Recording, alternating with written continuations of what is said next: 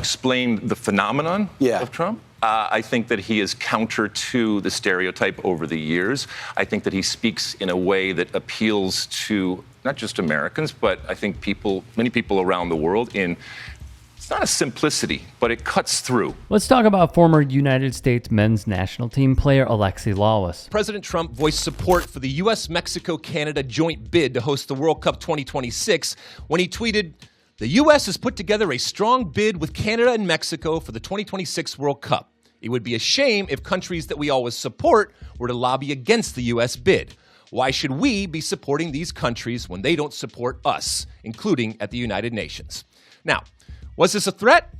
Yeah, but it did push the envelope, which is exactly what President Trump does. In The Art of the Deal, President Trump talks about his 11 tactics in business. He's a supporter of Donald Trump. I'm going to stand, I'm going to put my hand over my heart, and I am going to sing. And I believe that all U.S. national team players should be required to do that, because just because we live in the land of the free doesn't mean that we are free to do anything that we want. An opposer of players expressing their First Amendment rights. I think also he says things that people think but are afraid to say. We live in a culture of fear, let's be honest. Especially in California. Absolutely, yeah. Do not get me wrong. He has had horrendous takes in the past, but this one probably takes the cake. We oftentimes talk about our diversity, and we talk about it in the fact that it is, one of the advantages that we have, and one of the great things about our country. But with that diversity comes diversity of thought. So I've argued that the homogenous nature of some other countries and cultures, just in population, in terms of the size, are much more manageable, and there is a collective understanding, and more importantly, an agreement in this is how we're going to play. But getting 11 men to represent this great country of 350 million people and all be on the same page, that is very, very difficult. I've argued before that maybe our best route to actually being better from a men's perspective in soccer is actually being more exclusive, not being as inclusive, in that if you went to, the New York metropolitan area or Southern California, and you just took players, built a team from that one all area, grew up in the same area, had all of the shared experiences, maybe that would be better in terms of an understanding. This melting pot fallacy that I'll be the first to admit I bought into, and I'm not saying it can't happen, it just takes a lot longer with a whole lot more work, and especially when it comes to a national team, you do not have time to be able to do that. This rhetoric, even if it is from what appears on the surface, if you knew nothing about this man, a lovable American who gives the, oh shucks, let's be sarcastic all the time mentality, is similar to this. Qu'on me donne une raison, une seule, pour garder sur notre territoire des étrangers qui collaborent avec une idéologie totalitaire qui veut la mort des Français.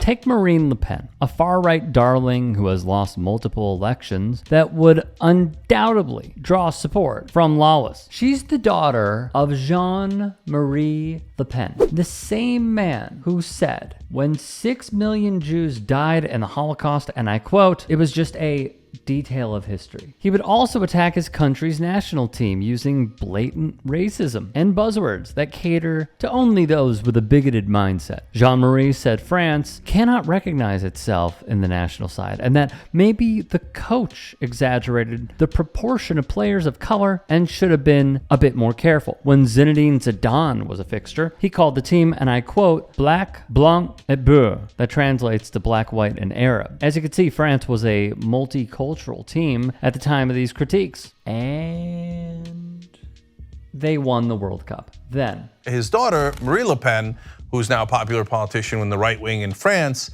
as late as 2010 said that she was worried about immigrants being on the French national team because they have, quote, another nationality in their hearts. Thus, both Le Pens attacked the national team, and guess what? Like clockwork, both won the World Cup. And yet, still, racists will always racist, because winning does not actually solve all ills. When those same players have a slip up in international play, folks like Mark Gronza enter the chat spouting great replacement theory. Sadly for Lalas, he needs new material. This isn't some new revelation from Lalas either, wrote awful announcing Sam Newman. He made the same argument in a 2017 New York Times interview, again on the Men in Blazers podcast that same year, and again in 2018.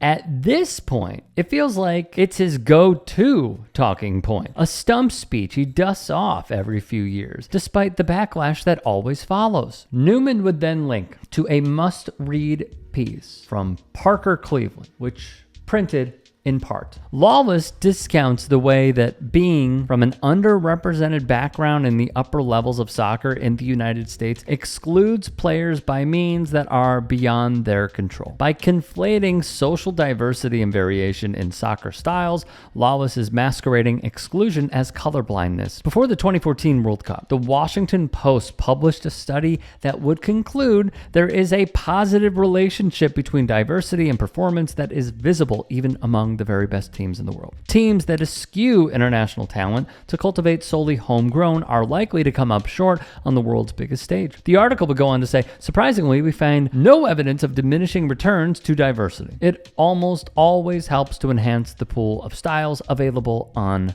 the pitch. The other issue that must be addressed is the pay-to-play system in this country, where only the wealthy can afford and have the means to participate in this sport. From The Guardian, the term pay-to-play essentially refers to the often exorbitant fees required of the parents and careers of young people participating in organized youth sports. In soccer, youth clubs can typically cost families thousands of dollars a year with coaching costs, administration fees, travel expenses. Clubs in the state of California, and this almost feels outdated at this point, and it's within the last year, have a price range from $1,000 to $10,000 a year. And you know who even said that this is getting way worse? I'll tell you. Alex Morgan, who knows a thing or two about winning World Cups, unlike Alexi Lalas. Sorry to pull the Shaquille O'Neal Charles Barkley card, but really it's more like Shaquille O'Neal to like,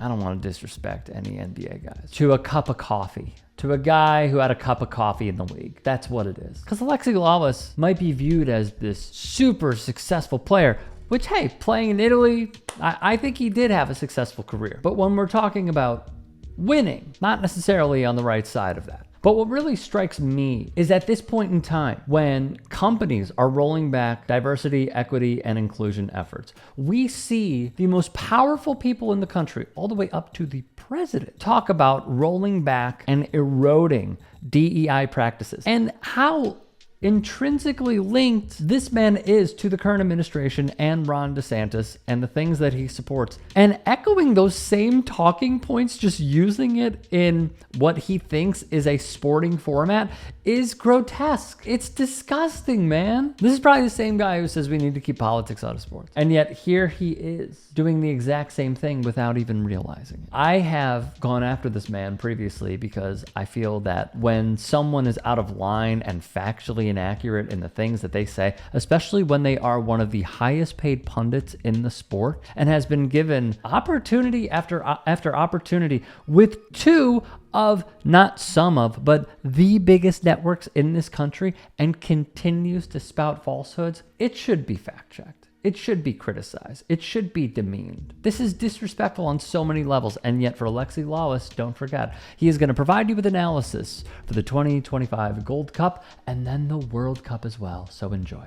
Hey, I appreciate you watching. Now, if you can, please do become a channel member by going to youtube.com/TYT Sports and clicking the join button. If that's too much for you, you can just go to tyt.com/join to become a member. It helps all of us out here at the Young Turks and keeps our network afloat. In addition, you could follow me on my socials on Twitter, Instagram, and TikTok. Appreciate the love. Have a great day.